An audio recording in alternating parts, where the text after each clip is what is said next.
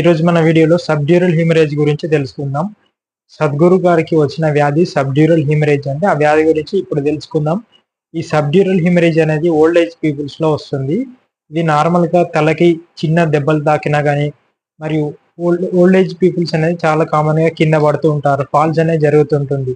ఆ కండిషన్స్లో కూడా ఇది రావచ్చు.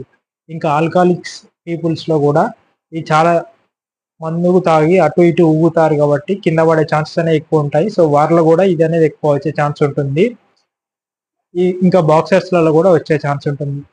ఇది అక్యూట్ ఉంటుంది, క్రానిక్ ఉంటుంది. అక్యూట్లో అయితే మనకు ఎన్సీసీటీలో మనకు white colour banana shaped, crescent shaped మనకు ఇమేజ్ అనేది అవపడుతుంది ఎన్సీసీటీలో.